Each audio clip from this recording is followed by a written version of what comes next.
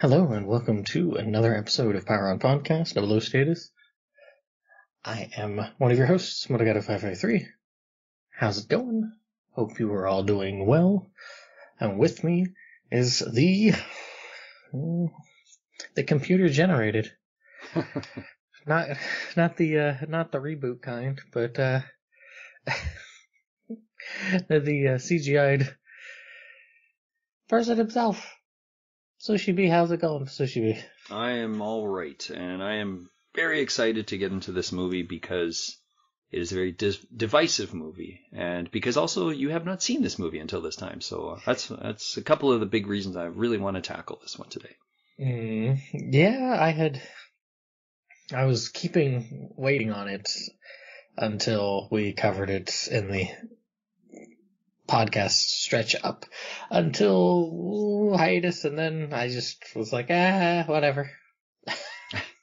Well, you kept your cards close to your chest on this one. I didn't really get any idea or semblance of your thoughts, so you did a good job.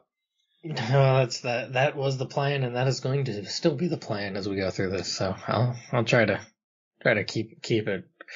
I'll show my cards one corner at a time. So fair enough. Yeah. But, yeah, so you watched this in the theaters, right? I did, yeah. I happened to see this one when it came out, probably within the first week, give or take, something like that. So I did see it back in 2015, and this is the first time I've seen it. No, not even in bit. Like, I'd never seen anything of this movie after seeing it in the theater. Mm-hmm. So this is the first time I've seen it in full since then. Okay. That's a bit of time. Mm-hmm. I'm glad for that, though. Like, I'll be honest, like, my first impressions after seeing it were not good. I remember walking out and being pretty deflated. I know you and I talked about this movie, and I don't know if we'd watched a trailer or something, but we were at least enticed, particularly by the Mexico portion of the film that was kind of promoted pretty heavily, I feel, when it was about to release.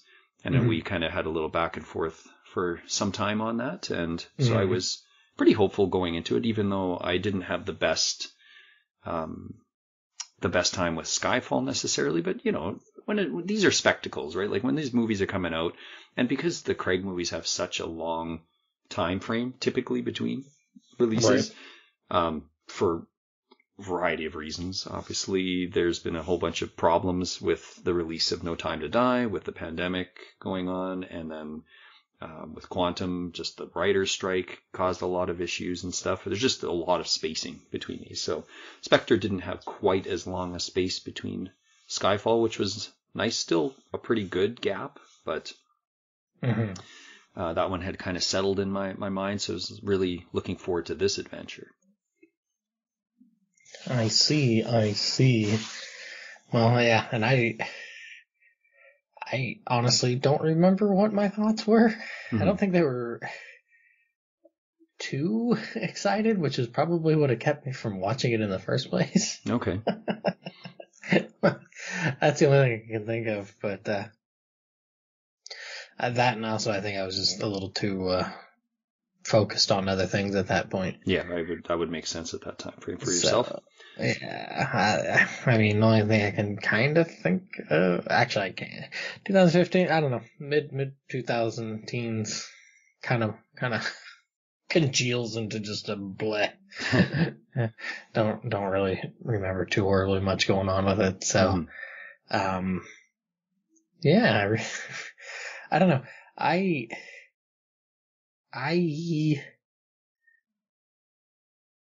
had a weird sense of deja vu while watching this movie. Okay. Which is odd, since I hadn't seen it yet. Yeah. So, and I wonder if that just doesn't come up because it is also directed by Sam Mendes. And so going from Skyfall and then into this continuation, I get this weird pull and twist from it in the way, like, it almost feels like it's echoing both Quantum of Solace and Skyfall. Okay. Is just in a nebulous, esoteric sense. That's my vibe on it. Okay. So I'll watch it. So I'll leave you to that on that. So fair enough. Yeah. All right. Well, where would you like to? You're the one that picked it. You start us. All right. Well, I've kind of enjoyed trying to look at some of the strengths and or weaknesses, or areas that are not so strong. I found that really helped lead our discussion rather than just looking at the plot all the way through. Okay. So, are you okay with going in that direction? It works for me. Okay.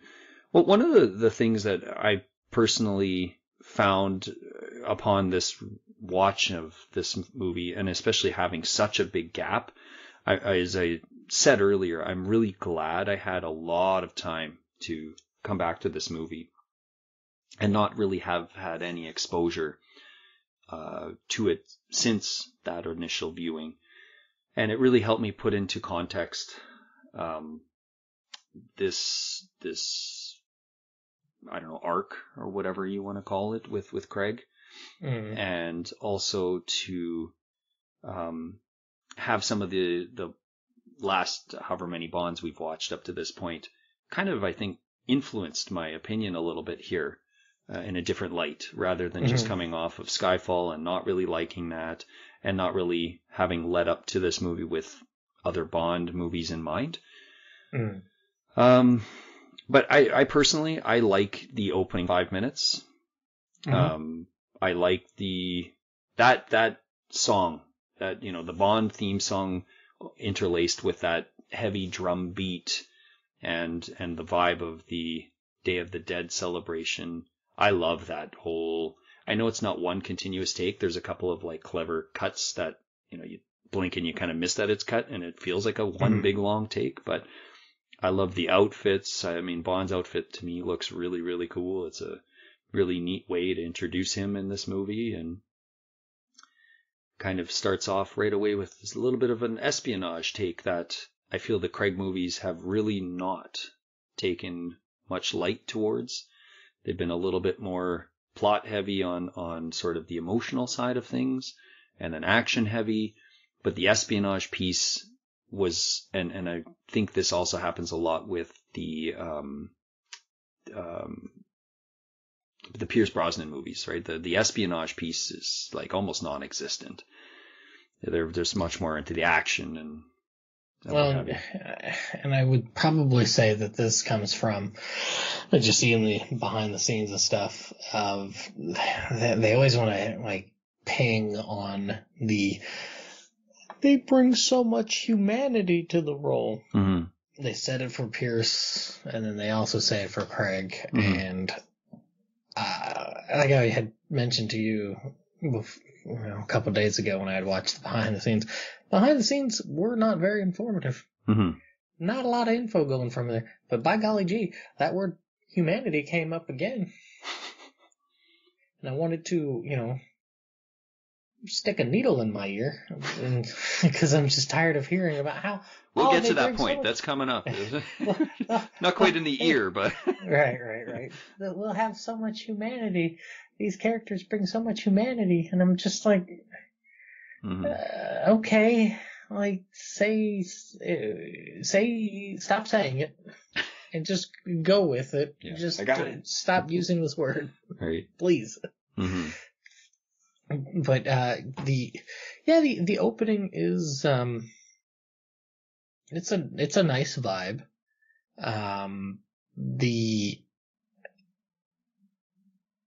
I like the little gag where he falls onto the couch or the love seat. That's kind of nice. And then he's tailing. What is it, like Sciarra? Yeah, Sciarra.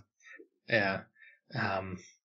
And yeah, that helicopter thing really, really made me think of Die Another Day.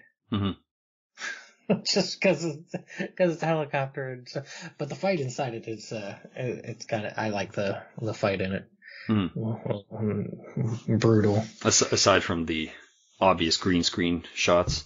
Well, yeah. I do like them just getting sucked out. It's like, doop, but even doop. like there's a couple of shots like Craig and like they're trying to kind of mask that out the window. It's obviously not them. Right. But some of the far shots where it's the actual actors looks pretty good.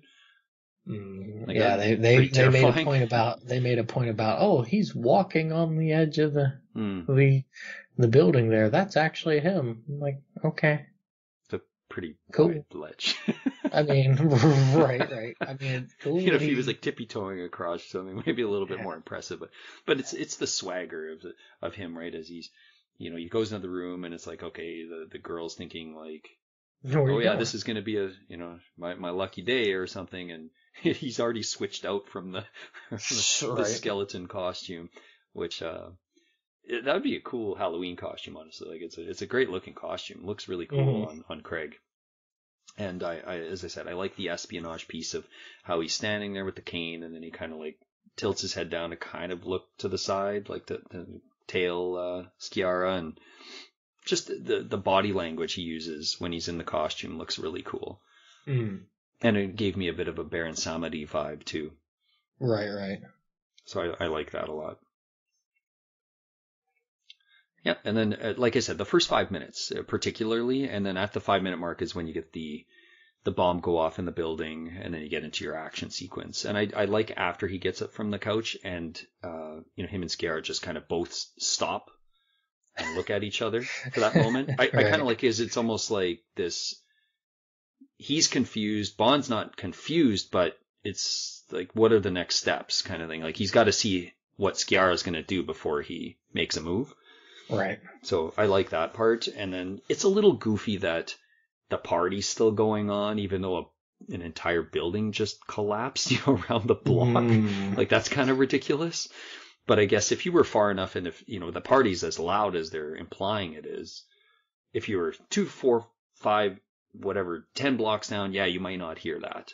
But you would think the people around the corner would be screaming. It'd be still like a stampede or a wave. Yeah. So that's a little goofy. And even the helicopter is spinning around in the air, and you do hear like some screams and stuff, but the crowd is not dispersing, right? Like it's still. They're just kind of there. It looks like 1 million people in the square. Like it's this huge mass of people still there. This could be trouble. That's all right. Yep. Everyone's whipping out their cell phones. Right. Take a shot. But yeah, I really like the first 5 minutes. I like, you know, the bomb goes off. I like the chase.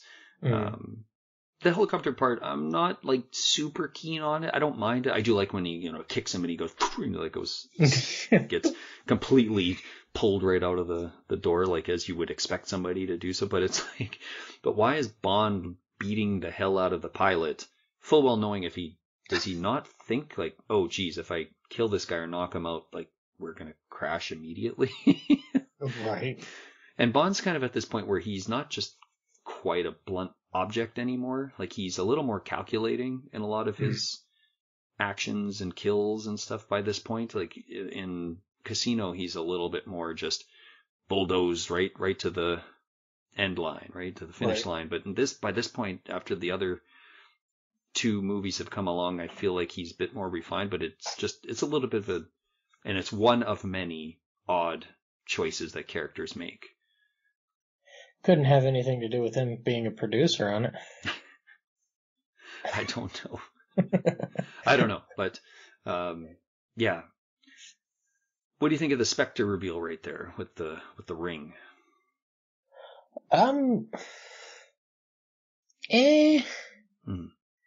like the imagery used in the theme song and stuff. Oh, okay. It's just a cool little, it's CGI'd and stuff, but it looks cool. And I feel opposite. I don't really like the octopus imagery in there. I mean, some of it's kind of cool with, the shadows, and it's like, okay, the long shadows are indicating like tentacle arms and stuff, but the actual like CGI tentacles, and I'm like, I don't really like this too much.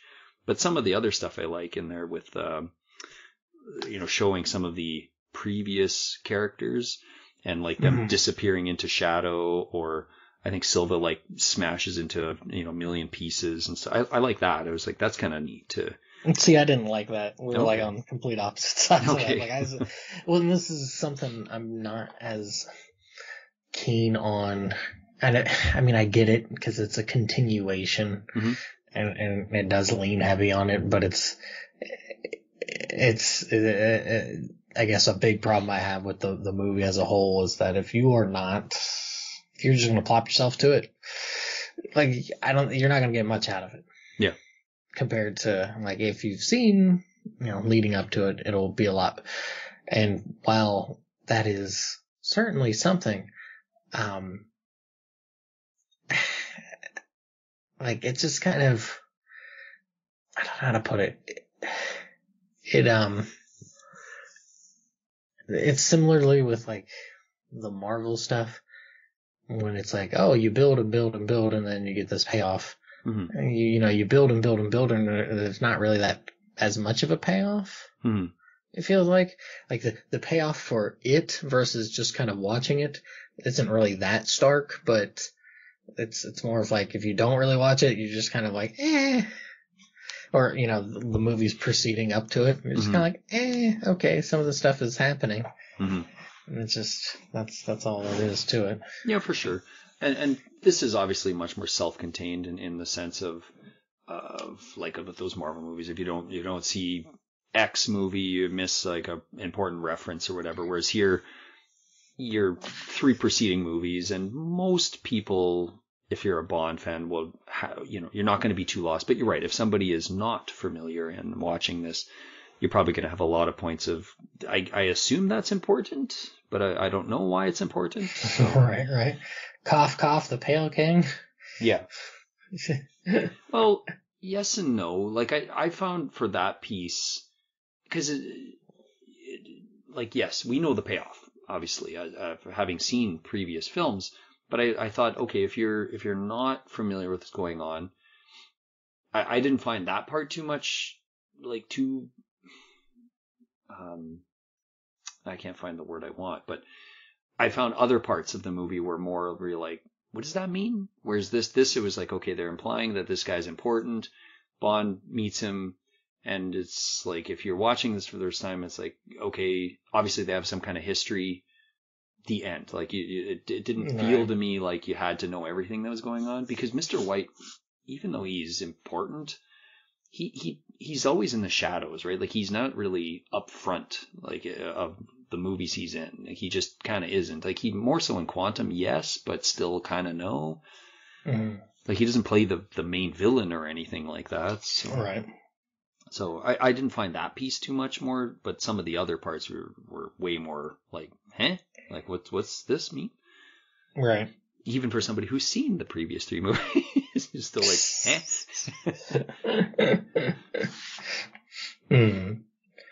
So. Yeah. Okay. Yeah. But yeah, I think with just the opening stuff, we're kind of on complete opposite ends. I think so. I mean, I don't know why you needed to have Naked Craig in that opening. I thought we both agreed he was just so hunkular. I'm not saying he's not hunkular. I'm just saying I don't know why it needs to be, without a shirt in that part. For Barbara. For Barbara. I thought it was like a weird Octopussy reference or something with all the tentacles on him. And the song I still don't like, but I don't absolutely despise as I used to. I still don't like it, though. I'm the same. I know I had loathed it when I first heard it, but no, I'm like, it's not awful. It is certainly not like some other ones that will go unnamed. Yeah. All-time high. You're still mad at me for saying that to you the other day. But I don't really struggle to know why this won awards. I don't see that, but I'm not opposed to it being in this film as, the first time I heard it, I was just like, oh wow, this is not starting well. Right. It was dreadful. And then hearing it again, you're like, okay. Like, yeah, it's not bad. The lyrics are a little eh. Yeah. Excuse me. But, It could be a whole lot worse. Mm-hmm. Yeah, it could have been. The only other image I like from the title sequence as well, is there's a shot where the two clock hands are about to meet, and the female character sticks out a hand to like bring Bond in, and he just stands there like he doesn't also extend a hand. I was like, oh, that's kind of an interesting image to, show some sort of like foreboding within the rest of the movie or whatever, and how cold he is. And I was like, oh, I kind of like that image as well. So.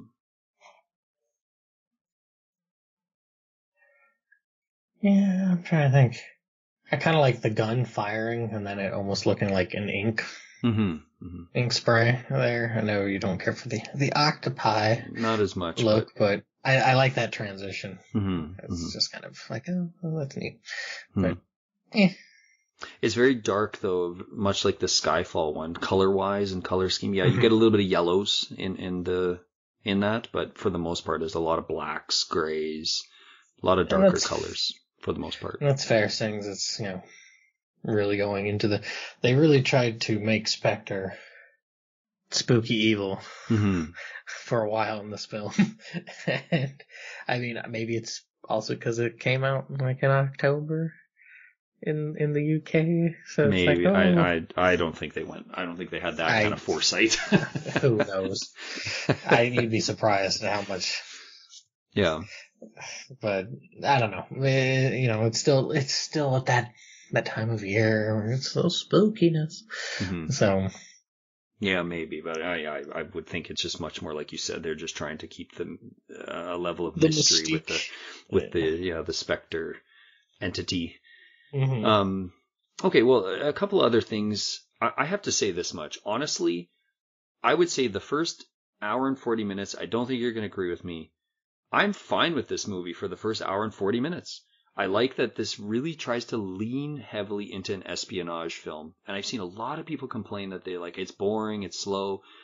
This is honestly one of the first times in a long time that we see espionage type things happening. We still get some good action sequences, sprinkled in between here and there. But I like that there's a lot of, following this person, trying to follow the breadcrumbs. Why is this person here? Who can actually give me a piece of information that will actually get me, from this point to the next?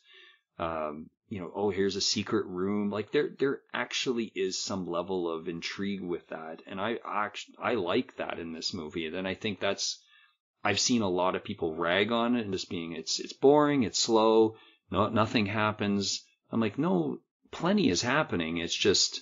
I think you're looking for a bunch of explosions, or I don't know what you're looking for, I guess, in this movie. And I think it's shown right at the start that this is, except for the action sequence, maybe that's it. Maybe it's, big action sequence at the beginning. It's going to be this big bombastic. But as you just said, the shadow of Spectre looms large. Like I always anticipated this to be a bit of a slower burn type movie.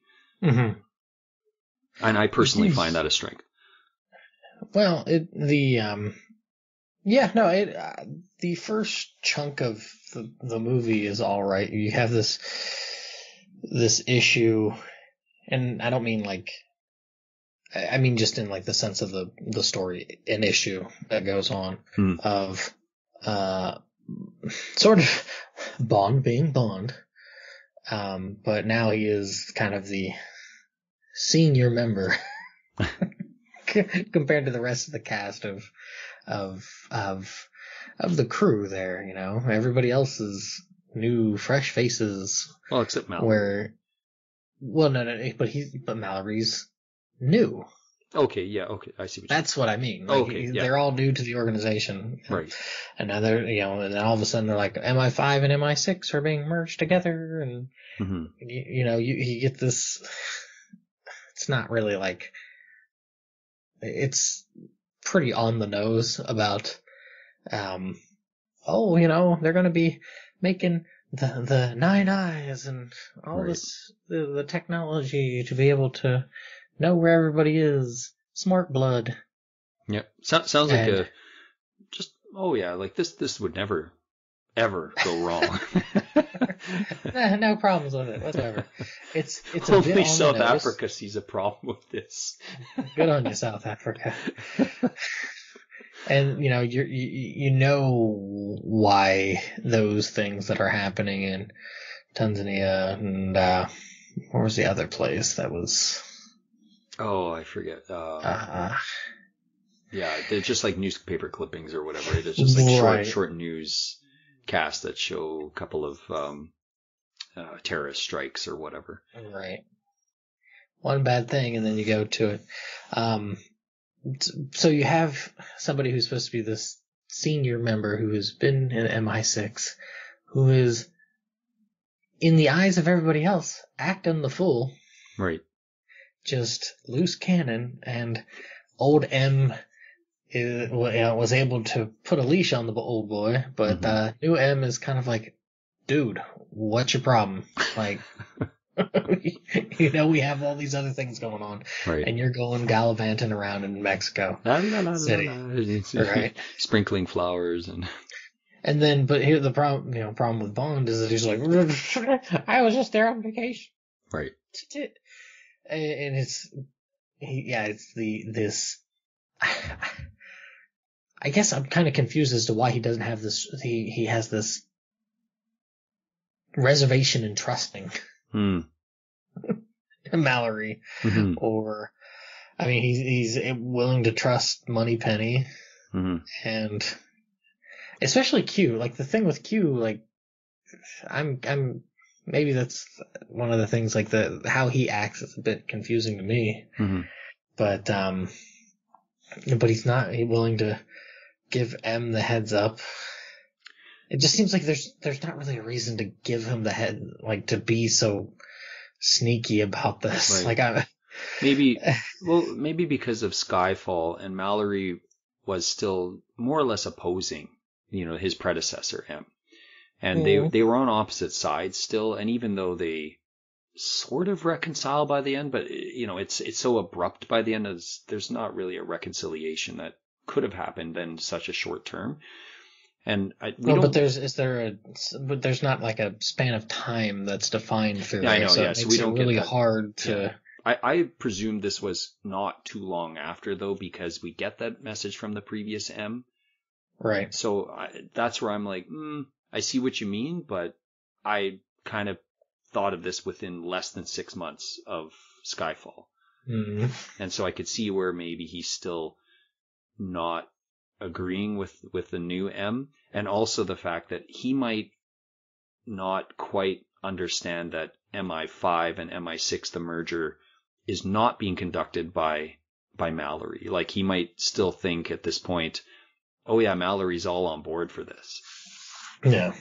That's kind of what I was thinking. And because we don't really see the interaction with, I'm just going to call him C, because that's just, I like how he just puts that guy right down immediately. It's like, I'll call you C. Yeah. No, C will do. Because he doesn't see those interactions that C has with M. So I'm wondering if he just thinks, oh yeah, I can't trust this new M because he was already kind of a government stooge in Skyfall and wanted to shut us down. And now he's the head of us, and now it seems like he wants to merge MI5 and MI6 and go ahead with this absolutely insane, basically spying on the world plan. So that's kind of what I thought. Yeah, no, that's fair. I mean, I guess, I don't know, I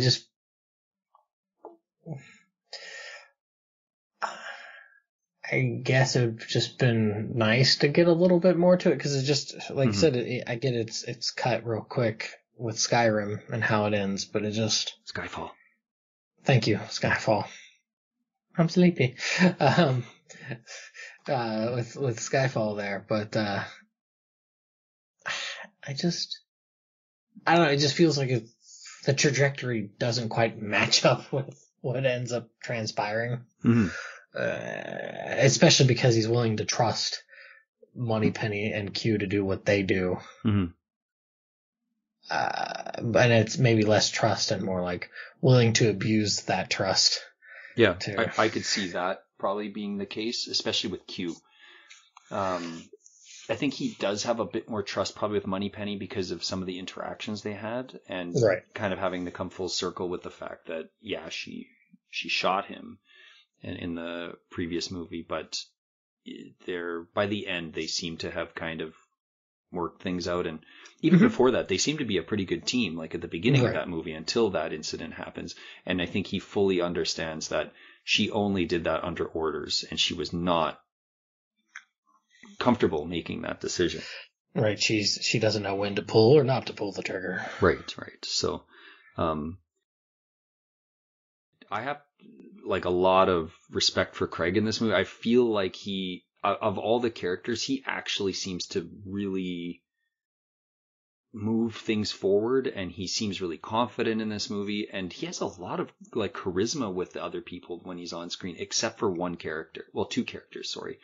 But like him and Moneypenny, I found their interactions really interesting. Even Q, even though it's kind of like, that's kind of weird that they're suddenly so buddy-buddy, but I like their connection and chemistry together. I still like the connection with Mallory, because it's like it's really standoffish and he's being cheeky at the beginning, even though, again, it's a little abrupt that it's like, oh, now we're working together by the end. But I still find that they have good chemistry. Like as actors, I find they have good chemistry. So I found like his performance was quite confident in this. And the script kind of lets him down at parts. Yeah, I could see that. I mean, he has that great scene, right, when he's supposed to drink that energy drink or whatever Q orders him, right? That whatever it is, like a detox drink, right? When they're in the center there, right? And he doesn't want to drink it. And he's like, just cut out the middle, man. Just pour it down the toilet. But it's the next scene too when the two guards are about to stay like it's so commanding and it's funny in its own way. Like it's. There's a couple of moments like that in this movie that are quite. It's funny, but it just seems a bit out of place. I would say. Yes and no. Like I said, I find it. It's like his way of having fun with the characters is a little different than previous actors. No, there can be no fun. Well, I think most of the scripts basically tell him he shouldn't have any fun. So when he has like a moment like that is kind of cheeky or a little out of place, it really highlights it even more. That it does. Yeah.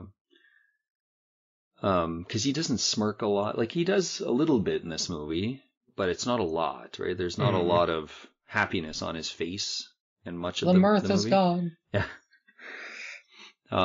I would say there's a couple other movies where you actually see a little bit more of a positive emotions in the character, but like Quantum, not really. It's just a hellbent man. Skyfall, it's like the pain of reliving past trauma and for him for a lot. And then in this one, it's how do I move forward after trying to close it those two previous chapters. Right. Yeah, so I like I said, I do like the espionage piece. I like the confidence of Craig. I like that opening. Trying to think of a couple of the other points and jump in any point if you have any other positives you wanted to throw out there. Surprisingly, I am going to be positive on a certain Bautista there. I did not mind him. I like him actually in this. I thought I was going to be really annoyed with him, but no. I mean, his shtick of it looked like he had something on his thumbs. He did. It was some sort of like metal or something had replaced his thumbnails. Okay. Yeah, okay. I thought that would be a little bit more. What do I want? Exhibited? Utilized? But just shown a little bit more. I mean, that pretty is brutal though. Brutal. Oh yeah, that's brutal. But I love when he throws that guy's head on the table though. Like he's just standing with that smile on his face, and just wham! Like it's kind of like the Joker in The Dark Knight. He walks with the pencil thing. It's kind of similar. I would say probably the worst thing with him is when he goes shit and then gets thrown out. I think that was like the worst thing from him, and it's so minor, right? Like it's yeah, that is a pretty minor thing. Like other than that, probably how he got knocked through the front of a vehicle, and just Bond is like, we're not gonna, double tap any of these people. Just, yeah, they should be dead. they should be dead. He committed the villain number one sin of letting the good guy live. Right. I like that they used, I don't know what the sound that they use, that keynote that they keep playing, and anytime he's kind of going to come into the scene and he's kind of lurking around, that sound plays, like they play it when his fingers move because he's kind of coming to after the truck crashes. And they play it when he first gets introduced into the boardroom there, and I like that sound that they use for him. And it's not just for him, but they kind of use that little kind of a spooky sound. Yeah, that kick there on the train was pretty nice. Yeah. and I like that fight. They toss each other around. Well, he tosses Bond around a whole lot. He does. It's kind of like the Grant fight, right? And it's sort of the setup of the train and everything in this. It feels a little reminiscent of From Russia with Love, and I find the train sequence is pretty good for the most part. I mean, some of the dialogue is a little rather wooden. Brief. Yeah, some of the dialogue is a little wooden just before the fight sequence, but the fight is done well. And I think I read that Daniel Craig actually punched Batista in the face by accident, and he might have broke his nose or something. And I guess he was terrified after because Batista's not a small man. Like he's a very large man, and I guess he was totally cool. But he's like, I've been in wrestling. This stuff. You never want it to happen. Being a professional. Yeah, and he said, like, I get it. I don't know if I'm sure Craig, probably bought him some nice gift after as a sorry, but it sounded like they worked pretty well together. And he's been in a few other movies, like he was in the Blade Runner 2049. Thank you. And he's okay in that too. Like he's not in it much. I thought he was fine in that. Like he's got. Like he's kind of improving. Some of his acting chops kind of getting a little bit better, and they put him in the right roles where he's not overused. He's just in bits and pieces here and there for a lot of these other movies, other than the Guardians thing, where he's quite prominently put. But it almost implied that he might return because he probably dies, but maybe not. Like is he going to come back and he's got like a screwed up shoulder because he flew off the train? Like he's such a tank of a man that he's kind of like a Jaws type character. Like I wouldn't be surprised if they brought him back somehow. Like probably not because Craig's run is done, but Moonraker 2. Yeah. Could. Can you imagine that being the new Bond? Is like Moonraker 2 Wow, that's a tough sell, probably.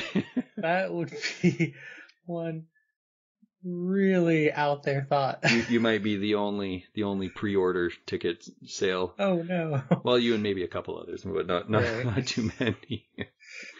Christopher Walken comes back or something too, as he didn't die from his fall off the Golden Gate Bridge, or something ridiculous. Because I'm pretty sure Drax is dead. The vacuum of space. Yeah. There's some Star Trek mystique of like time travel brought Drax back or something. Oh no. He got hit with a laser that stopped his heart and he fell back to Earth or something stupid.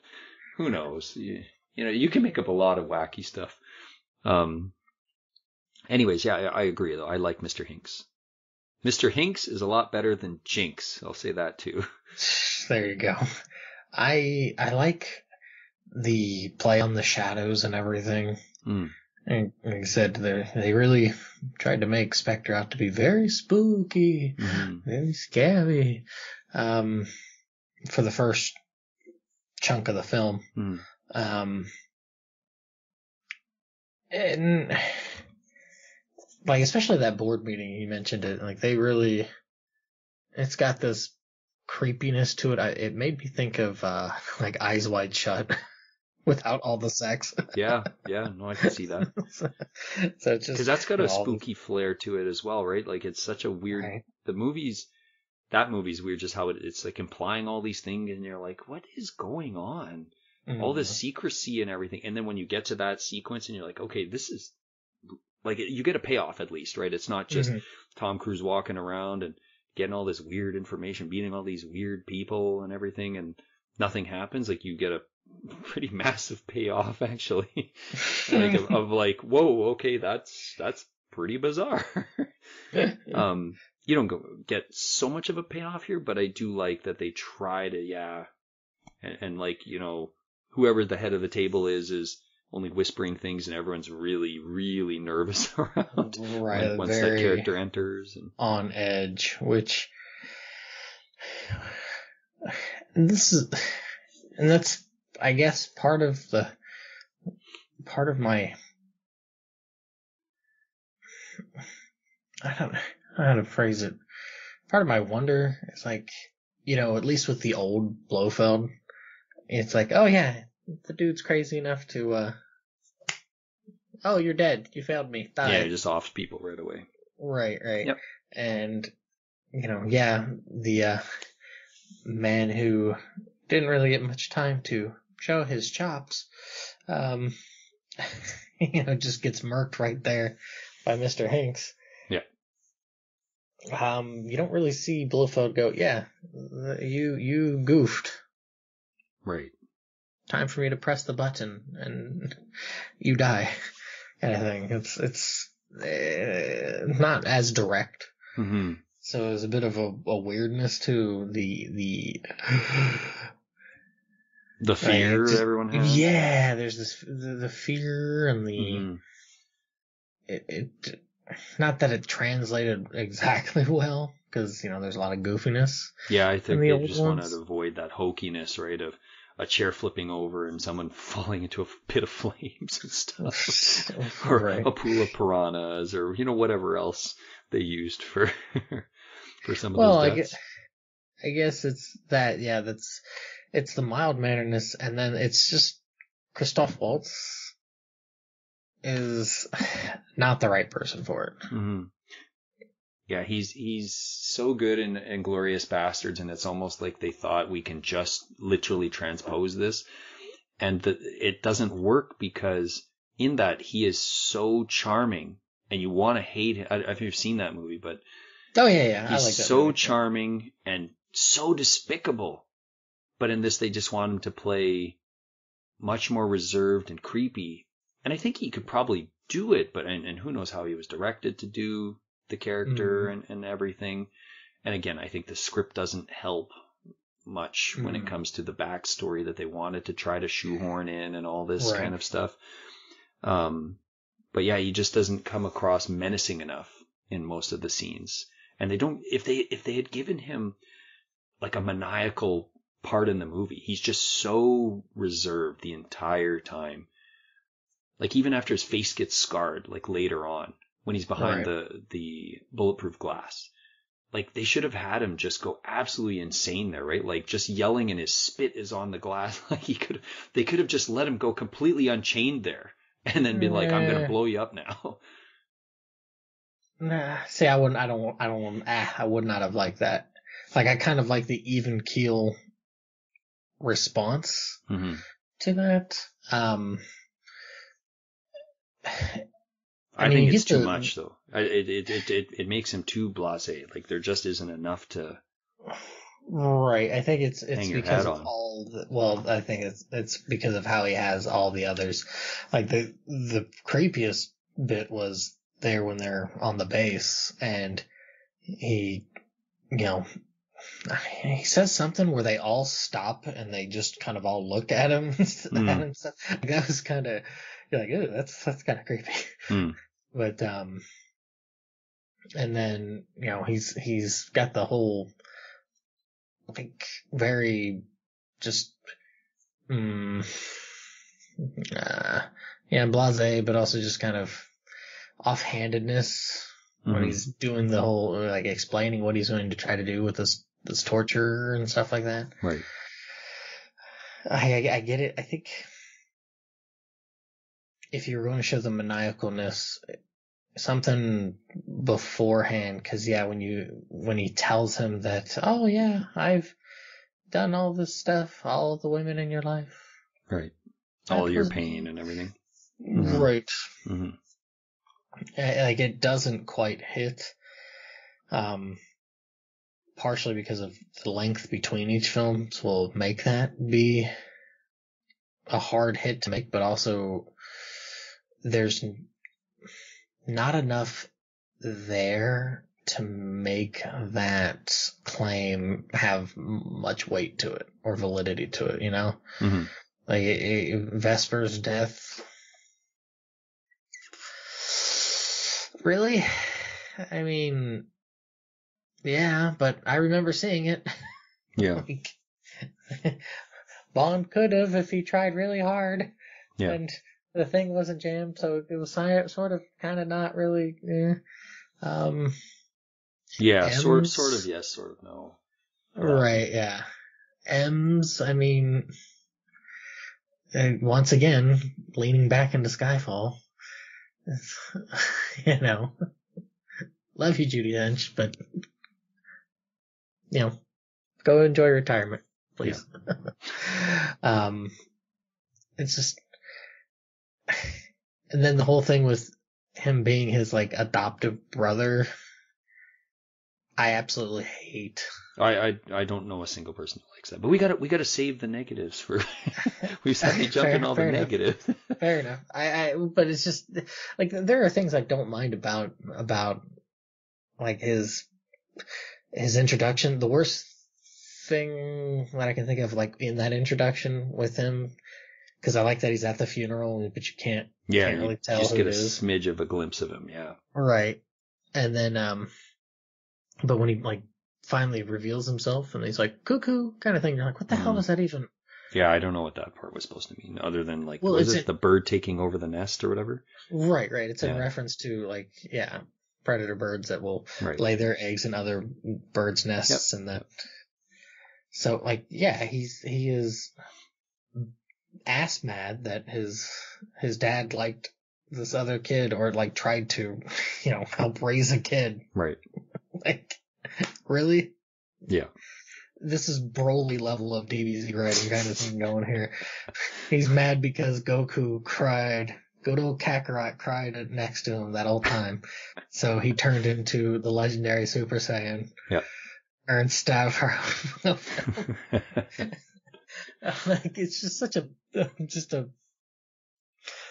what?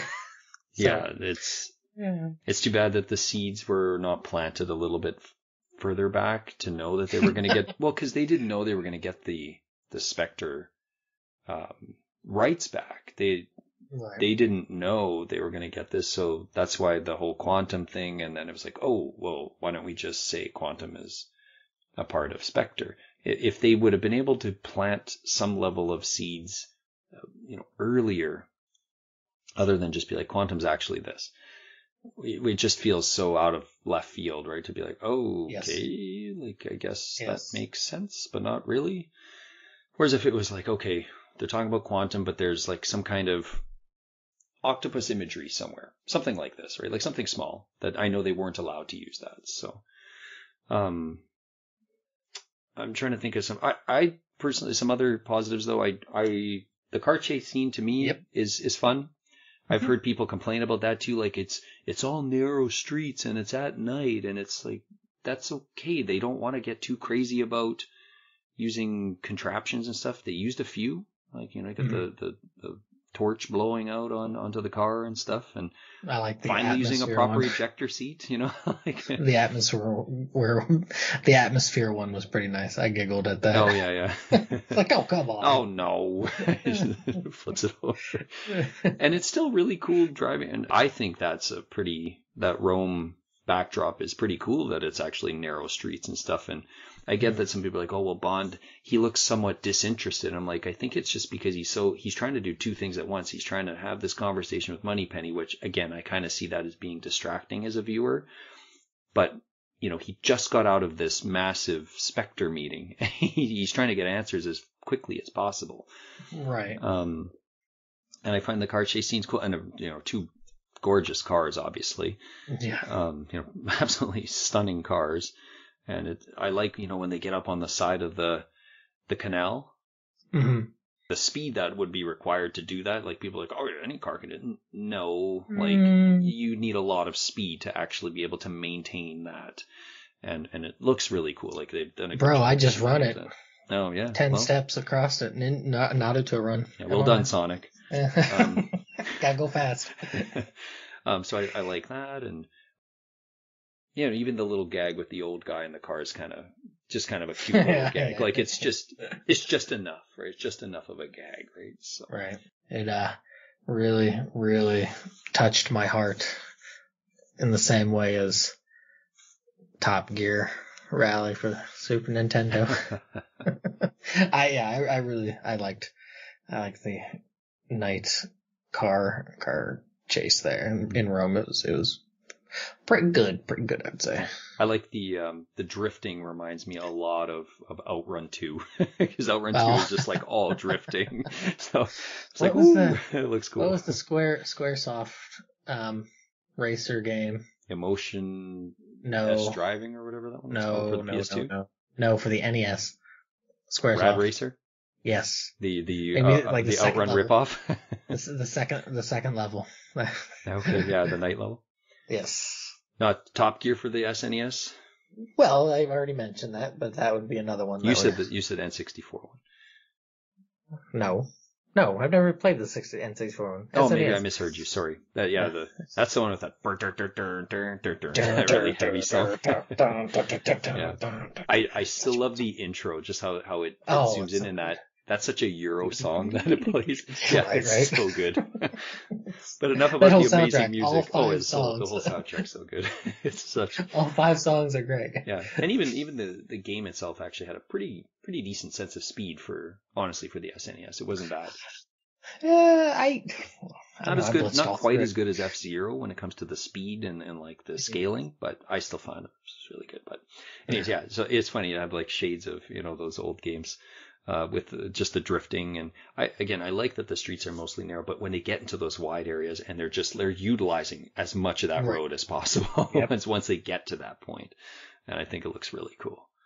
That and just some of the maneuverability was really cool to see and stuff. That's just, I don't know, there's something about not only just drifting through, but like how car placement and directional positioning was, for sure. I really liked it a lot. Yeah, for sure. The only thing that's missing for me is when when Hinks pulls up to Bond and they just kind of look at each other, but there's not even like a wink or like a hey, kind of like there's something. Well, it felt like it could have just used. Hinks kind of does, but even for Bond to like smirk or something, like there's nothing on it.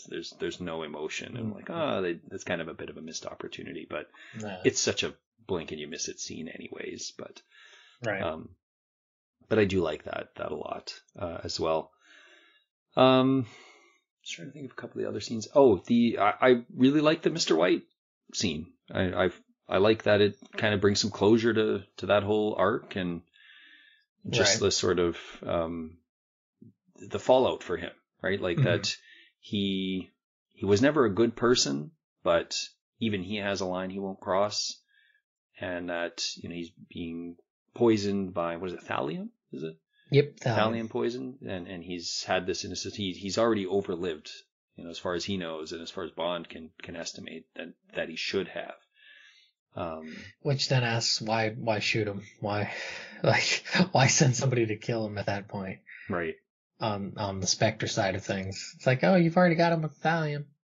I guess because he had lived as long as he had, like maybe they anticipated. They were like, well, how come this guy hasn't died? Like maybe they thought he was not actually poisoned, perhaps, or I don't know. They wanted to make sure the job was actually done, I guess, because maybe at that point he was thwarting enough of their plans that it was just like, this is really getting. Let's just off the guy already. Like he's doing enough, being enough of a bother at this point that we just get rid of him already, please. So that's probably what I would have tuned that to, but I like just how paranoid he is, right? Like at this point, and he's totally disheveled, looks like he's been through hell and back. He doesn't look anything like from what he was in Quantum. No, he's all bloodshot eyes, the beard, everything. He looks similar to Defoe in that Lighthouse movie. Yeah. But I like how he wasn't anticipating Bond, like to be, what does he say? Like my Spectre of Death or something, he says? Or something, yeah. his sort of change in attitude, though, at this point, to be like, well, I don't want any harm to come to another one of my family members, and I can probably manipulate this guy to some degree to, for my last wish kind of thing. Did he really need to do it though? I mean, I guess he thought he was helping Bond by getting him to the next point of, by sending him to, was it L'Américaine? Yeah. Well, right. But he right, couldn't. But Bond couldn't do that alone. So he was seeing it as a, killing two birds with one stone. But he'd have to protect my daughter to get to his next objective. So, but good. It's a nice conversation. Again, really good chemistry between the two actors, I found. Anything else? Anything else good? I like that the paperweight bulldog. The paperweight bulldog. Oh yeah, was shown. Makes a return. Right, that made me chuckle. I like that he. I mean, it's an obvious thing to do, but it is funny to see that. I would say two others. That explosion. That explosion was like the biggest, I guess, ever filmed at that point, and that's a hell of an explosion. Unfortunately, it's just out of nowhere. but a few bullets. Hell of an explosion. Watch an explosion. Yeah, we'll get to that point though. We'll come back to that point. I love Bond's apartment. I think it really shows the type of personality he is. Basically an empty.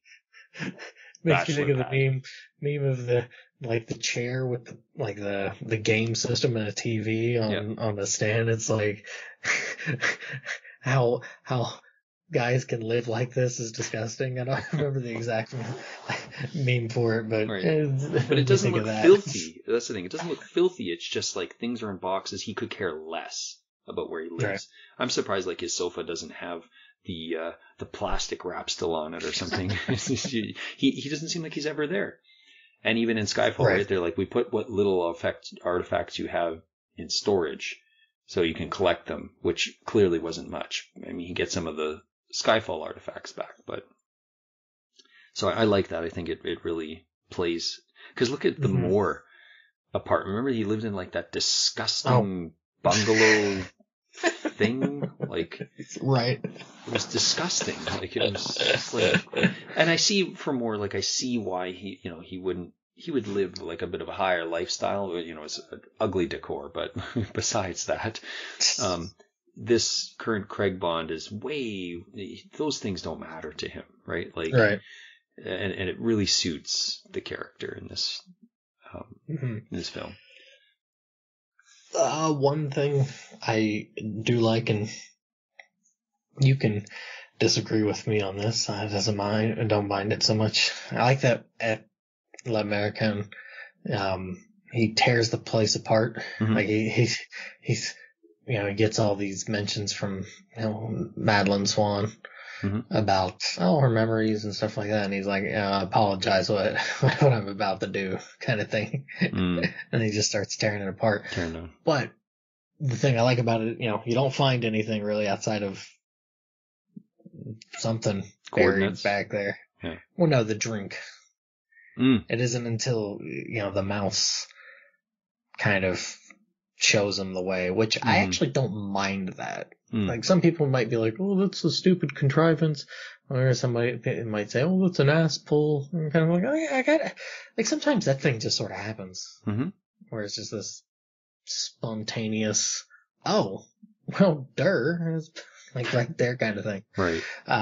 So I really don't mind how he found this secret room that, I would kind of wonder why Spectre hadn't found it already, kind of thing. But well, I like that too. And again, going back to like the espionage piece, right? Of just some of there's no gadgets necessarily in this, but some of the sort of secret tactics that the watch, the link, the watch. Well, yeah, the watch, but like the links spies would go to keep information, hide information, misdirect, those kind of things. And this is a nice callback to that, and I like that too. And the room itself is like, okay, it's kind of cool. It shows some of the tangled web that's been weaved, and I like that. I like that it's sort of, this has all kind of been sheltered. And if they really want to bring this out in this movie, it's like, okay, so we got this room that kind of points him in some more directions, and the sort of the one thing I remember in the theater was seeing when he picked up the Vesper VHS, and I was just like, okay, we're going to see some imagery of the interior, because we get that in which movie? Was it Skyfall that had the? No, where have I seen there is like a hot second of the interrogation of her? Is it Casino Royale? When is that? Anyways, am I misremembering? Or is there not like at least an image of like a black and white image of her sitting in a chair and she's got like a bloody lip because she's being interrogated? Isn't there something in Quantum with that or something? Somebody had, like an image of that somewheres. Like, I don't know if it was M that had it. Somebody had something. Maybe it was Quantum. Or showing it at the end to the... Yeah, like it's just, but it's like a really short, really brief piece of film, right? Like that shows it.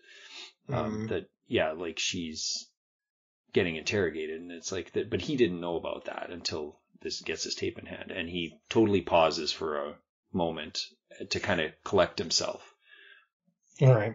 And I like that part too. And then, she asks, "What did you find?" And he just says nothing and throws the tape. Right. Had she not been there, would he have explored that? Probably, right? Like he might have. So, but I like that, and I do appreciate that scene as well. Mm-hmm. The finding of the room, and him being like half drunk, I think makes it too, right? Like he's lost now. They've gotten to where they need to go, and like he's got no leads anymore. And Swan doesn't know. Like she was never put in the know of other than where the place is. So, so I like it. Yeah. I'm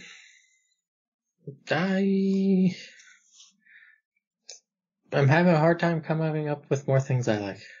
That's okay, but you know what? It's a good base. I think it's a lot more than most people would probably give this movie. So, yeah. I'm comfortable with that. I think I'm good to move on. Okay. If you are. I am. All right. So what are some of the areas that kind of really bog this movie down and give weight to why this is not a particularly strong movie for most? I myself have an issue with not necessarily the actress, but Madeline Swan. Mm-hmm. Seems very schizophrenic. Okay. It just seems a little off. Mm-hmm. Like, I don't know if they tried to humanize her, but just I don't know, being this doctor and, having, which is fine, and, being able to speak all these languages, cool. But just anytime it comes, like, to, let her hair down, so to say, she's like, I don't know, I get, doctors are people too. It just feels like they tried to push all the interest points as far out as they could to cover all the bases. It just seems really off to me. Yeah. No, I agree. And I had said earlier, there's two characters that I find the chemistry isn't there. And unfortunately, it is Bond and Swan. But I think I would chalk this up to more so the writing and the plot don't do them a lot of favors. The closest we get for me is on the train. And I like the line of questioning. She tries to question him earlier, and he's just being a dope about it, right? Like, do you drink? Yeah, too much, blah, blah, blah. And it just kind of gets straight to the point right after that first line of questioning. And like, I was there when your dad died and so forth. But the train, there is a hint of the Vesper train bit from Casino. It doesn't quite get fleshed out enough to really buy into, okay, I see that Bond really cares about her or is starting to care about her. You just get like a hint of that when she asks him the same question Vesper has. Just because you've done something before doesn't mean you have to keep doing it, essentially. She asks him the same question, Right. or poses something along those lines. And he has to stop and think. Or what did she say? What would you do if there was nothing left, right? Like if there was no mission to take. And all he can respond is, I don't know. So it's very much in line with what Vesper had challenged him on. And he had brought his guard down. And I think you get a hint of that for a second. And then Mr. Hinks is there, and a big fight. But so should have let your guard down. Kick. Yeah. So unfortunately we just don't get enough. But I like her when she walks in on the scene. Like it's very much a flow of From Russia with Love and Casino Royale to me. Craig gets all of the good train stuff aside from Connery and From Russia with Love. All the other Bonds don't really do a lot of fun train stuff for the most part. I mean, little bits here and there, like GoldenEye and Octopussy, but not a lot. Not a lot of character stuff, I guess, character movement on trains. But so I guess I could probably put that in either column. I kind of like the conversation, but you just don't get enough to get more. Right. And then you get the kind of silly scene of them making love, and you get the idea of like, oh, it's an aphrodisiac to be in a life and death situation. But I don't know. Is it supposed to be funny? Is it supposed to be romantic? Like, I don't really know. It certainly starts with so what do we do now? But the music played is supposed to be romantic. Like, it's not. I don't know. I don't know if it's played for laughs or not. Like, I really don't. Well, I doubt it's played for laughs. Mm-hmm. Like, I think that quip is about the only thing that's for laugh, and then after that, serious time. It's meant to be serious, but it doesn't. It's not abundantly clear. I can't remember. I feel like people in the theater probably laughed like way longer than they needed to when that scene pops up. Unfortunately, like if it was a Roger Moore era, like it would have been meant to be funny. Like there would have been a slide whistle. But yeah, unfortunately, it just comes across as too abrupt and too silly. You know what? I'm sorry. There is one other positive. I like the off the train waiting in the middle of nowhere, because that reminds me of like old westerns, like Once Upon a Time in the West or something. Yeah, I could see that. I like that, and I like the car pulling up. And then it's as soon as you get to and the facility looks cool, right? Like within it's a cool crater. facility in the crater and stuff, and then it just sort of off the rails immediately as soon as they get out of the car. It's it's like we built this nice exhibit, but just don't go anywhere. Yeah. Sprinklers watering the beautiful lawns, and and that's honestly for me, that's where the film really takes a hard turn, and I don't like. More or less that last 40 minutes or whatever it is. Oh yeah, it's on a bus straight to Stupidsville. Yeah, like pretty much everything happens after that point. I can see the logic up to that point. I'm good with the first hour and 40. It's not perfect. I get it. I can follow. I see what they're going for, and then it's just like, so you're gonna get brain damage, but not really. You're gonna blow up an entire facility with nothing. You're gonna shoot down a helicopter with like 4 handgun bullets. You're gonna like it's just everything just and we gotta make sure we get all this done in the last few minutes. A la From Russia with Love. Yeah. Like that whole after the wonderful train scene or decent train scene. Oh, craziness. I would say this: they needed to either. No, not needed to either. They should have just either tacked on another 20 minutes or just cut out the whole London thing in general. And then left that as the Spectre for the next film kind of thing. Like, cause the London bit is terrible. It's such a weird. I'm trying to think of what even gets close to it. Is this? Are they just trying to shoehorn another location? Because, I mean, even the Tokyo thing, it's like Tokyo. Okay, what's Tokyo about this? It's a glass boardroom. Like, there's nothing to imply this is Tokyo. Well, it's just trying to wrap up the thing, but it's like you've got the story, and I mean, I get with how it ended, it would have been great to just end it right there. In the base, or no, like how the movie ended. Mm-hmm. Just end the movie right there. So long, Greg. Have fun. Oh wait, there's another one, Greg. Cool. Thanks. Well, I think at the time they were pretty certain it wasn't going to be another one. Yeah. Would have been good. Just right there, as is. Just that little ending bit. Mm-hmm. But yeah, what is going on in London? Why? What? Like, no, I mean, I get it. Like, it makes, like, I understand what's going on, but I'm just, this movie, it's already, 2.5 hours long. Right. It needed probably be closer to 3 hours because of that London bit, instead of just being rushed. Well, everything is rushed. So you get, like I said, I love the chauffeur, who brings them, and I was like, okay, this is neat. This is kind of calling back to maybe some previous villain style kind of Dr. No, you're going to go to your room and stuff. It's like, okay, that's not bad. And then it's completely off the rails, right? You get Blofeld comes out, and it's just like he's got a monologue. Okay, fine, yep, traditional villain's going to do this kind of thing.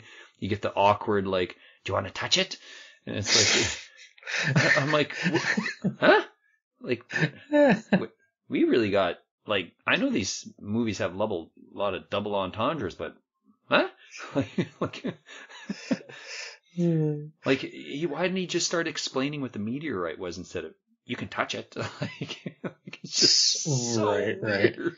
So weird. But I do like, would you like to have the champagne? Maybe later. I like that. He just kind of, he's obviously suspicious enough not to start drinking random drinks. And, it didn't end too well for Connery in Diamonds Are Forever. We're like, it's just an elevator, Mr. Bond. And then, like, breathing in the green gas or whatever that was. Right. So, but it's just so off the rails. And next thing you know, he's in a torture sequence. Right. Well, I will say this. There was one bit in the train sequence that completely tangent, where he's trying to be like, oh, I like the line of, I was tasked with, I promised to protect you. Right. And I'm going to teach you self-defense. That's a good thing. Like, the back and forth is fine and stuff. But when he's saying, like, the pick up the gun thing, yeah, I immediately tangent into Bill Hicks. He has like this little joke about I don't remember where like it stems from, but he's talking about like, oh, I felt like the guy from Shane, the movie Shane, where he's like going after the shepherd guy. He's like, pick up the gun. And then pick it up, and then he just makes gunshot sounds. He's like, you all saw him, he had a gun. Like, I just immediately thought of that joke, like when he's saying that during that scene, and it really started to tumble and make things really concerning when I was thinking of comedian routines. Yeah. At that point. I mean, I do like the, there's nothing I can teach you. I do like the line, and he's come to, I mean, I don't mind that scene, but I don't have as much of a Bill Hicks, experience and knowledge as you do, so I'm not that familiar. I'll send you let's see if I can find a snippet of it.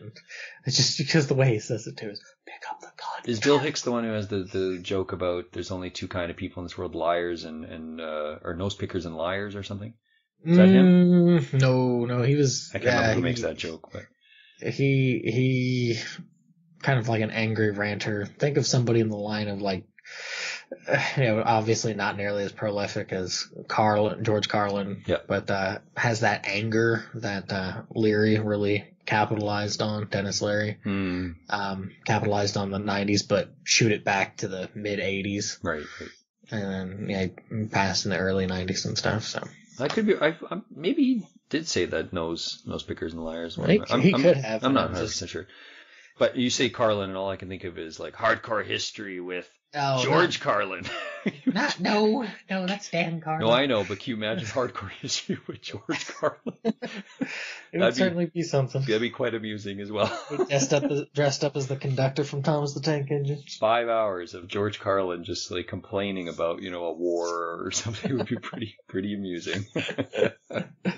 Or George Carlin versus Dan Carlin. Oh, the shenanigans they could get into. Yeah, it's the base, cool idea, looks great. I like that they finally. One thing I like about the C character is I've heard people be like, "Oh, come on, you knew right away he was going to be villain." I was like, "Wait, I think he's supposed to look like a weird, seedy politician who's obviously doing something wrong." It's like I don't think it's meant to be a surprise that he's a weaselly type guy, because he's the way he talks to everybody. He's so smug about everything. But I do like that at least, there's a callback at that point when they're in the sort of glass hallway that Oberhauser / Blofeld at least just finally explains, completely clearly to Bond, like, if you haven't already figured out, which I'm sure you have, yes, like C is doing this for Spectre's behalf. He's a visionary. Right? Yeah, he's a visionary. Well, too bad Mr. Hinks didn't get his hands on him. He wouldn't have had no vision. So, I mean, at least ties up the loose end at that point too, right? Of just like what's going on there. And I don't mind the idea of Bond getting tortured because we don't see it a whole lot. Right. We were talking about Die Another Day, and I think we both thought like it was decent. Like I thought it was cool to see like that kind of happen. What else does he get tortured? I mean, in Goldfinger kind of gets tortured. Kind of. But it's sparse, right? It's not a lot. So I was okay with the idea of it and the potential of what kind of torture, but it's the nonsense that comes out of it. Well, then it's like threatening, oh, you won't remember who you are, and then it happens, and it's like within 2 seconds it happens. And it's like, oh, but it didn't do anything. Right. So his balance seems fine. You just kind of like... Yeah, like, did he miscalculate when he was doing it? Well, no, that's just it. Like, is the machine faulty? Did he miscalculate? Is this just a misdirection by Blofeld to try to scare Bond? Like, it just implies nothing. It just basically... He seems pretty, like... what's the word? Like, confident, right? He's confident that this is going to screw him up. Like, he's going to have no idea, and then the next thing he's going to drill into his eyes, but it amounts to literally nothing. Bond walks out and is sniping guys. Like he's just had a fresh bath. 360 no-scope. A fresh bath and an 18-hour sleep, and he's good to go. Like nothing is deterred him at that point. It's so weird. Pure instinct. It's so weird that they really want to build it up that this is going to be some really bad kind of torture. And I don't want to have a micro drill put in my skull. Like I'm sure it would mess you up, but it's just so weird. The first one you're like, ooh, like that must have done something pretty bad, and then it's just Didn't do anything. Didn't do anything, yeah. Which is fine. I mean, it could just be there to be like, hey, this is what you're in store for. Right. That's fine. But then the second one happens, and it's like, oh yeah, he now won't know who you are. Right.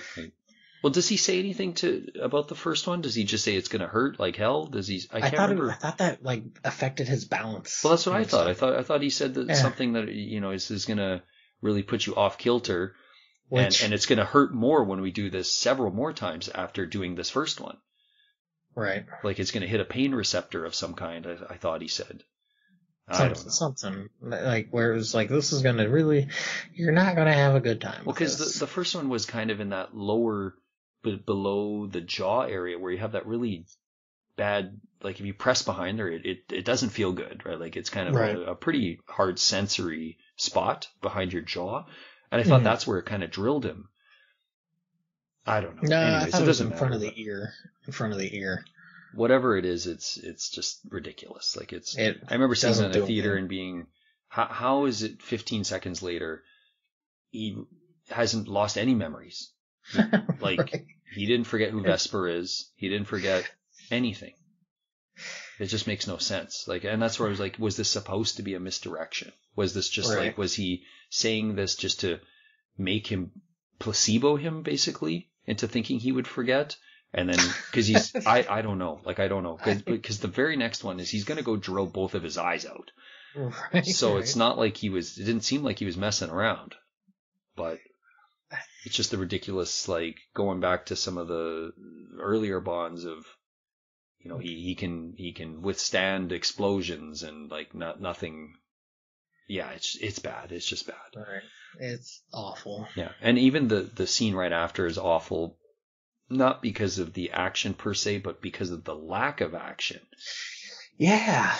Like it's just, he walks out, guns down, what, about 6-7 guards, maybe? That's it. Snipes the one guard by the helicopter, which is really, that one's also bizarre to me. Like he shoots these guys that are closer to him and then just sees a guy like way off in the distance. And it's like, reminds me of Commando, the guy who's like, Alto! And he's like really far away and he shoots at him, but he's shooting like thousands of bullets at that guy or whatever, right? But he just shoots maybe 1 or 2 rounds and just pegs him right off. And that's it. The whole building just suddenly randomly goes off. Well, like he shot the thing, that air tank or whatever. Oh, jeez. Craig sure likes to shoot like canisters of air that randomly blow up and all kinds of stuff. It's in the age of video games. I guess so, but yeah. And I mean, it's the scene of them like looking face to face with the explosion going off. I don't mind it, but like it's just that all of the stuff that leads up to it is so underwhelming. Right. And Bond he just killed what? 200 people in that facility or something, like it was nothing. Yawn. Yeah. And even in the facility with the whole, you know, don't where he's like screaming like, don't watch that video. Like, it's like, well, you didn't do anything wrong, dude. Like, why are you so, is it just, I assumed it's because he didn't want her to see her father commit suicide, I guess, right. Was because like Bond himself, at first when I was like, well, Bond didn't really do anything wrong here. Is that what he's freaking out about? That he's worried that she's gonna think like, oh yeah, like it's because of you, my father killed himself. Even though you can see on the thing, he's looking a little ragged. Right. Well, and that's where I thought, oh, like as the scene first came up, the very first time I watched it, I thought, oh, maybe Spectre doctored this or something. To make it look more like Bond is the one who killed him. They interspliced it with the love scene from Russia with Love. They found it. That would be amazing because I could just see the look on everyone's faces like, that's not Craig. Like, either that or everyone's going to pull up a chair with popcorn. Man, that's a hairy guy in that. That is a hairy man. Or if it had zoomed in and it was the octopus the octopusy chest zoom in scene.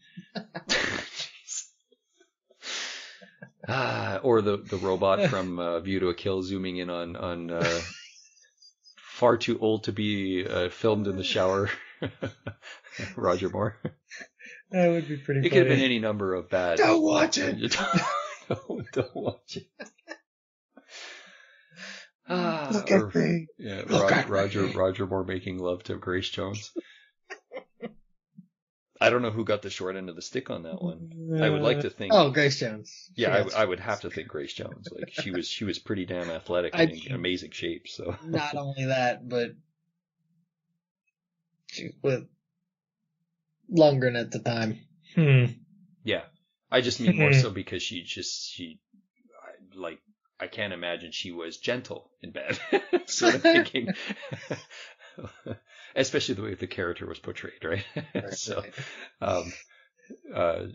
yeah. Anyways, that would have been pretty darn funny if they would have interspliced something kind of ridiculous, or like often on one of the other monitors, like footage of Spectre.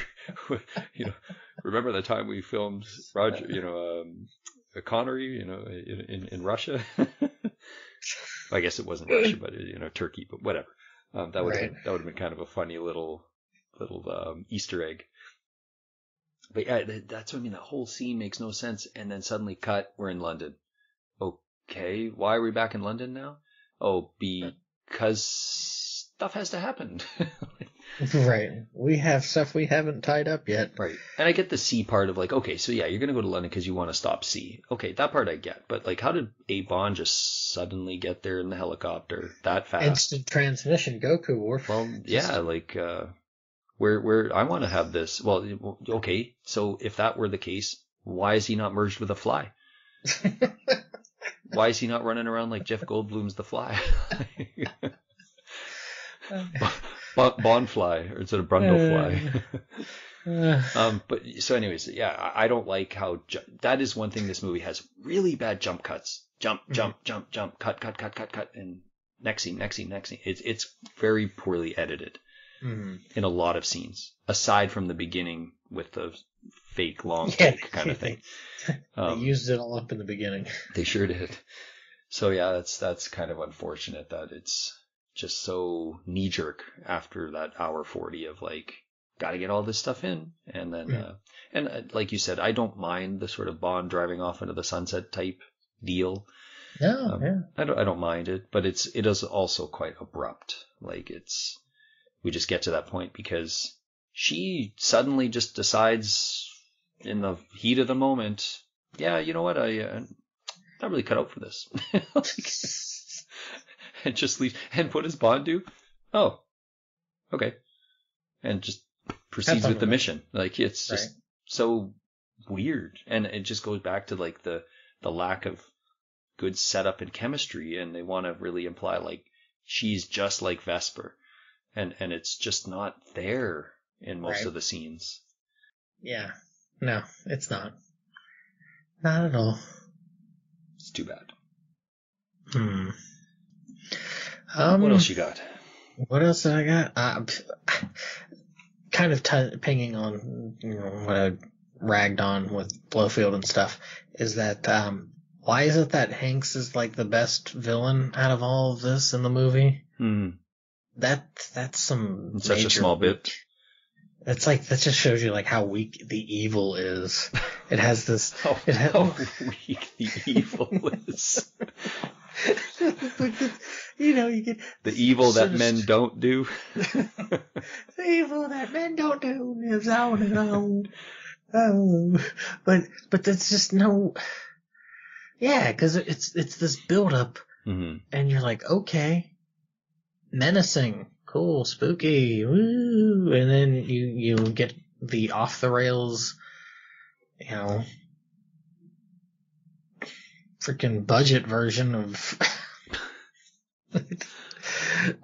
Dollarama villains? Dollarama villains, yeah, sure. And it's just that and the way that, I don't mind the look. He's got the scar, like Blofeld's got the scar at the end, and his eyes glassed over and stuff. I don't mind the look. But, like, what are you doing? Why are you being puckish? Mr. Bond. It's like.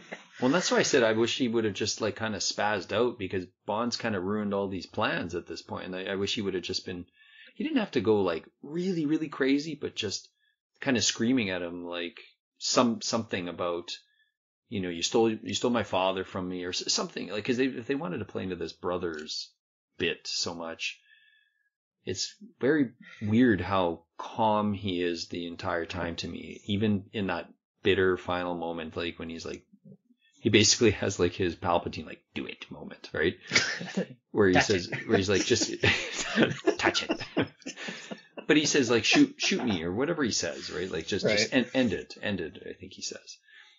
Like he should have been screaming like, end it! Like just end, like trying to really coax him into doing it. But nope, still deadpan, still dry, still no emotion at that point. And really channeling his doctor now. Yeah, I guess, yeah, because Dr. No is also quite blasé. But I find their interactions with Dr. No a little bit more intriguing than these ones. because Craig almost has like nothing to say about half the stuff they're talking about, right? Like right, because it's just he's just like, what? It's like, you're a dick. You killed your dad because he was trying to help an orphan. Like what? Right. Yeah, just, he's mind boggled by like just like the rest of us are. It just yeah. Huh. Yeah, I don't know. C's death is pretty stupid too. Oh no, glass. Yeah, it's like, well, okay, I get that. Like, okay, the glass is falling, so you might try to like shield yourself or whatever, but it just kind of makes Mallory look weak in the end. To not have just pulled the trigger in his face or something. Like it just, and he just kind of looks over like, oh, I didn't mean for that to happen. Whoops. Yeah, so it's, and Problem it's solved. sort of, no, like you had every right to put that guy out of his misery. You know what he was going to do, and he was going to cause like a lot of trouble around the world if he had gone through with his plan. It's like, you don't need to feel remorse for this guy. Like he was, right. He deserved what happened to him, but it's just sort of, you almost see like a remorseful look on his face and like a sigh of relief of like, oh, I'm glad I didn't actually kill him. And Q was here to see that I didn't kill him. But it's like, I don't know why you would need to feel that. Yeah, but the best thing from it was the, we know what M stands for? Well, let's see what C stands for. I like that. Yeah. And it was a nice pivot to careless. Yeah. I was like, okay, all right. Well, because I think that it really, really felt like they might use another C word. Right. And I'm glad they did not. which is what you're kind of expecting, and then they pulled a punch of, and I was like, okay, it's much better. I will say this: there was something I completely forgot about. The start of is it the countdown? Or okay. No, like when Q is trying to. I fibbed. Not the countdown. It's the song that plays during the explosive shootout. It sounds like Cradle from GoldenEye at first. It doesn't. I'll try to find it, but it's got that. It just sounds kind of similar. At least that's what it made me think of. Okay, I'm not super well versed with the Gold. I mean, I've played it, but not to like a high extent. I don't know. That's what I thought of. You know, speaking of music, on the whole, I've heard people say as well that a lot of the Skyfall stuff is recycled into this movie. I guess I don't pay enough of attention to that. But the music cues I found in this movie, I didn't mind for the most part. The only one that I like, but is a bit bizarre too, was during the car chase scene where they turn all the sound effects way down, and then you get like that melodic theme that kind of plays when they're in the car chase scene. And it's somewhat captivating and soothing in a way, but also a little bit weird how it puts you in a different moment. Do you remember that scene when it's like when they start drifting and stuff? I don't remember it to that explicit detail. I remember doing the drifting through the scene, but I don't remember like that specific kind of detail. Yeah, like it's just before they go up the side of the canal, and like all of the sound effects are mute, and then it's just the music. And I'm like, that's an interesting choice, and I kind of like it on one hand, but I'm also like, it's a bit bizarre that it comes in so late in the car chase.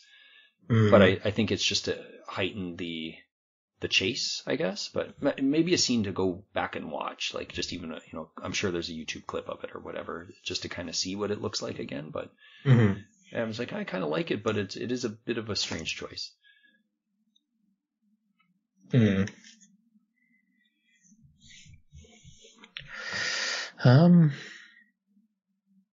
I feel kind of bad for.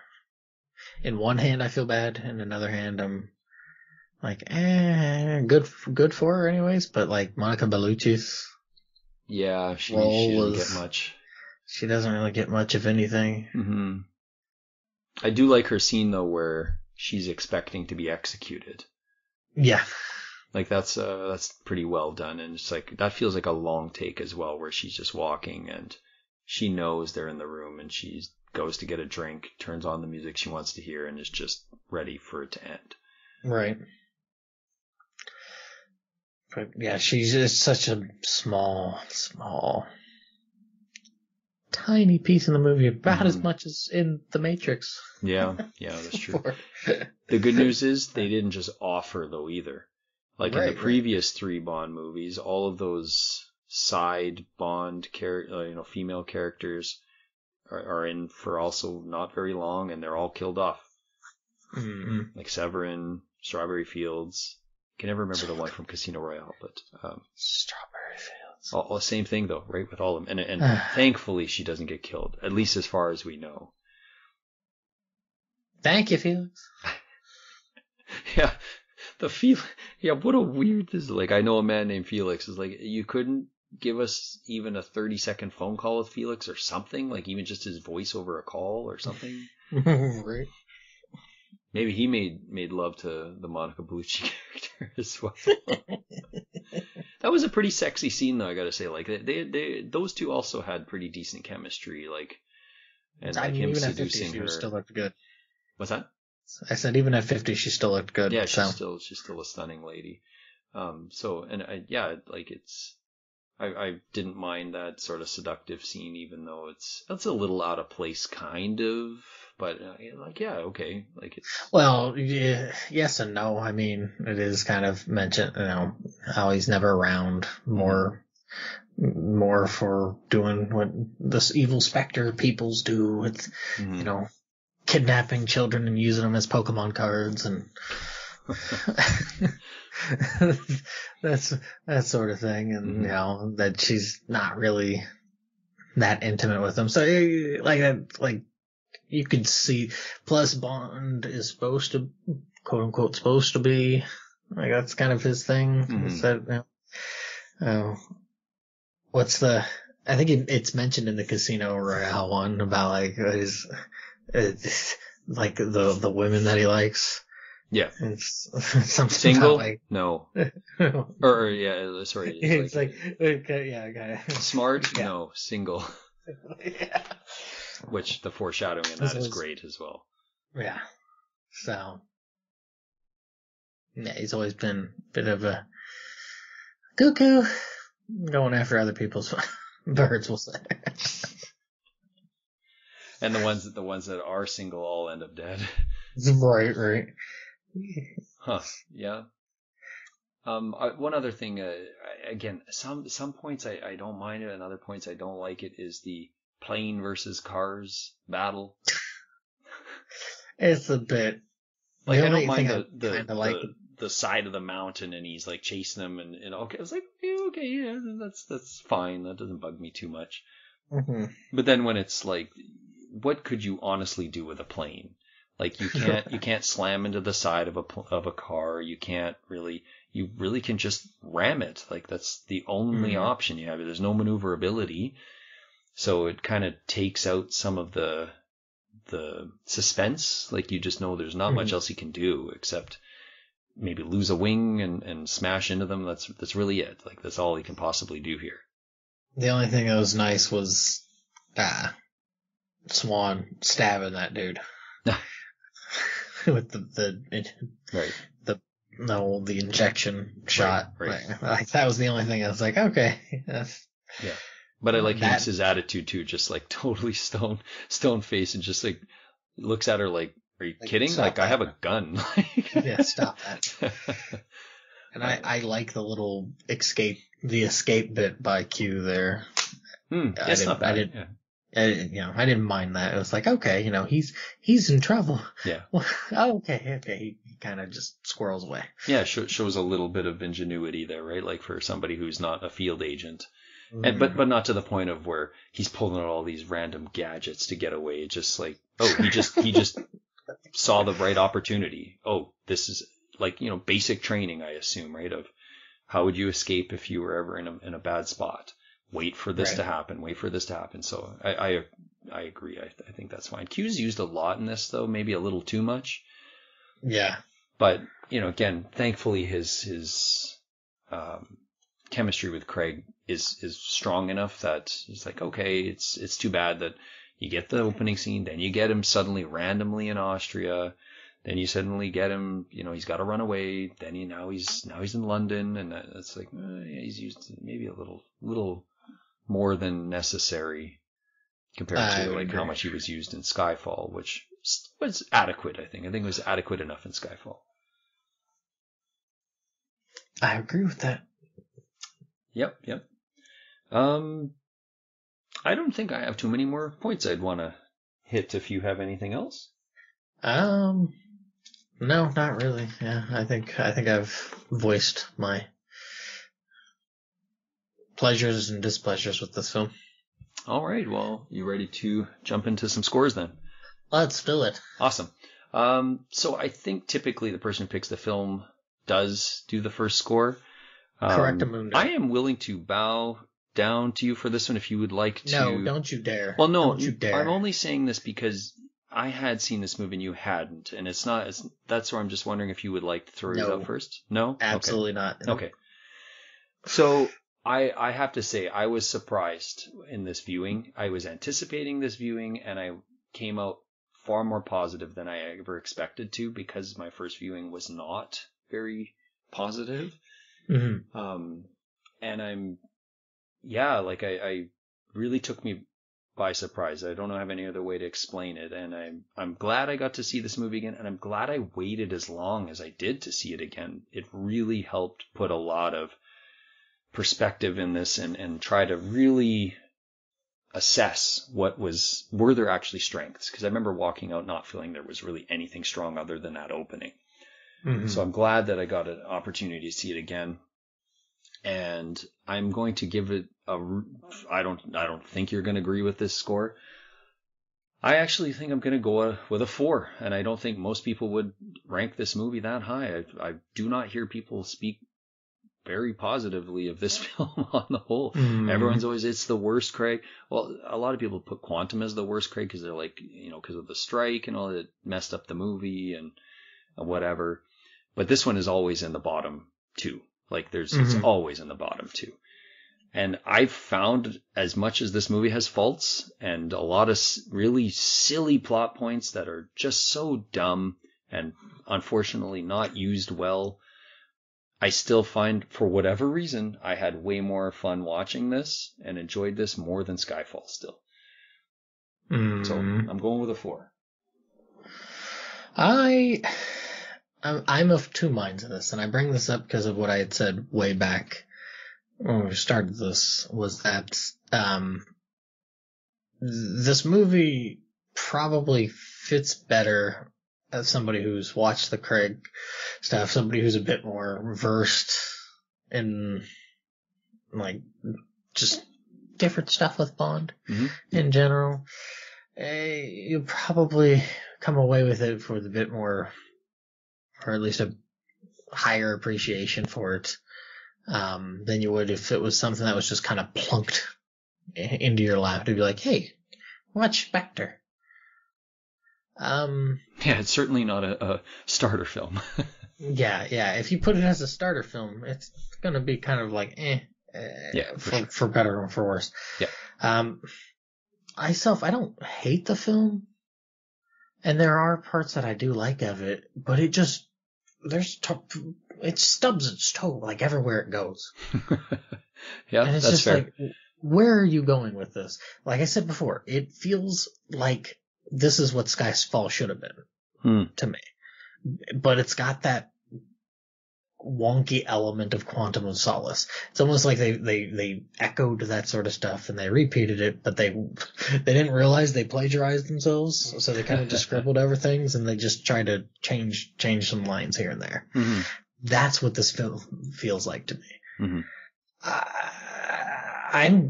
I'm probably gonna throw it out like a 3. Like I don't hate the film or anything. Mm-hmm. I don't think it's average. Mm-hmm. Like I don't think it's middle one. Like partially because of just the time. If it wasn't as long, yeah, If they chopped off that whole London thing, I'd probably give it more like a 4.5 or something. Like if they chopped it off and then they just kind of fixed up the whole base stuff. Yeah, Blofeld being like captured at the end and then being kind of shoehorned in. I was here all along. Right.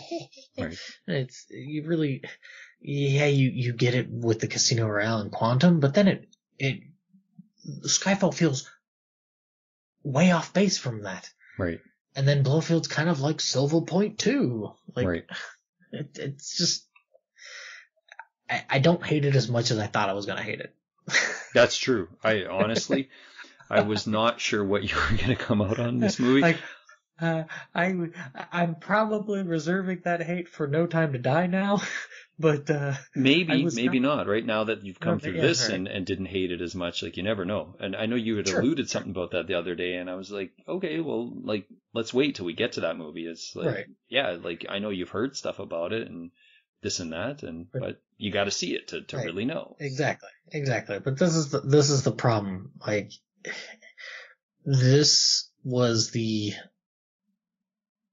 and maybe the echoes are because of how short of a jump it is from Casino Royale to Quantum versus Skyfall to Spectre. Mm-hmm. It's quote unquote short in that it's 3-year release, where it was 2 years release for Quantum and stuff. Right. But then there's the 4-year gap, and then there's the 6-year gap. Yeah. So like for No Time to Die and Spectre, and it's just I don't know. It feels like, to be seen. Well, that, but also it feels like kind of like you're saying, oh, we've gotten Blofeld and Spectre back. Let's just shoot all the rounds at once. Right. And see what hits. And it's like, no, please stop. Yeah. Like, hold a few of those in the chamber. You might want to really use those. Shoot all the rounds into a random shape that sort of looks like an octopus. Which they did, right? When he was behind the bulletproof glass, he shoots like 5 rounds, but they try to make it look sort of like the Spectre image. Was it intended, or was that just kind of optical illusion? I assumed that was intended.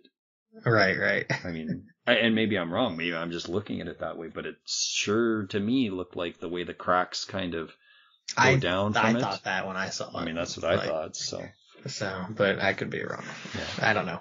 It looks better more like as a spooky hair comb anyways. But, yeah, so. Okay, well, honestly, I really thought you were going to come 2 or lower, so I'm glad you didn't absolutely hate it. And there were bits that were, especially through talking them out, that kind of like, other points that I didn't even think of that are good, like that aren't bad, Mm-hmm. so. Yeah, it could have been a lot worse, and I probably, if I would have watched it in the theaters, been a bit more miffed. Mm-hmm. But watching it in the comfort of my own home, I wasn't nearly as agitated with it for being a 2.5-hour film. Yeah. So fair enough.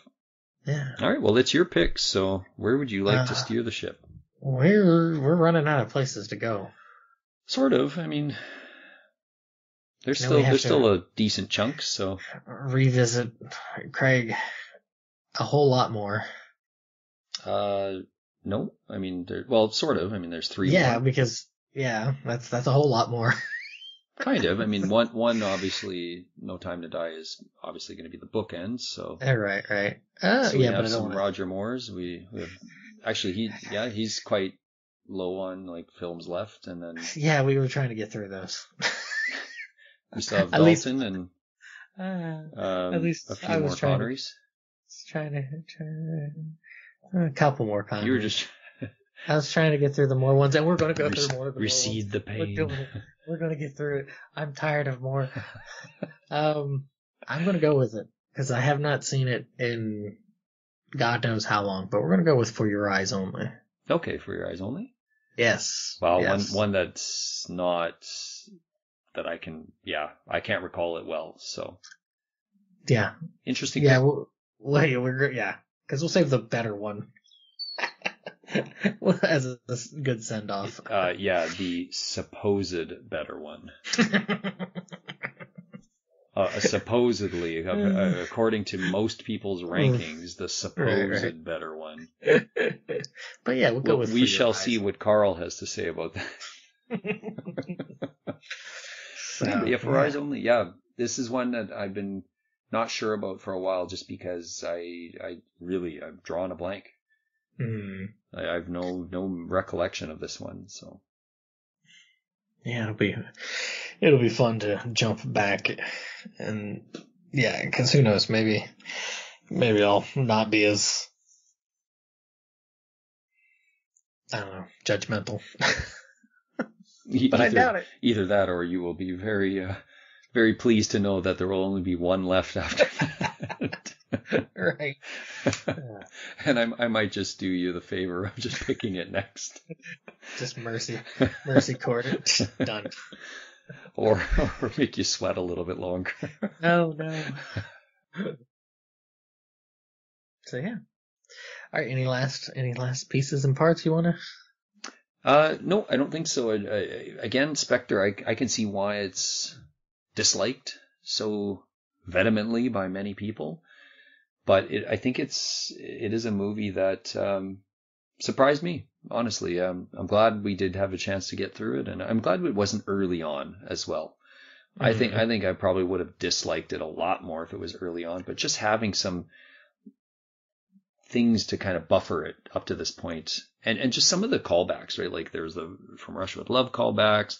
Even the Austria facility was kind of reminiscent of On Her Majesty's Secret Service. Mm-hmm. So there was just little bits of, it's like, yeah, it's nice to know that even when these movies kind of can fall on their face and not be great, that there still is a level of history or tradition that somebody on those film sets is trying to be like, you know what, this be a nice little Easter egg that kind of calls back to this movie or what have you.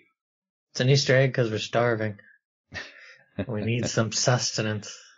Maybe.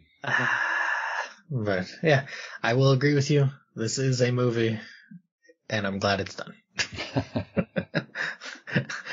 Maybe not nearly as glad as, Man with a Golden Gun done, but I am glad it is done. All right.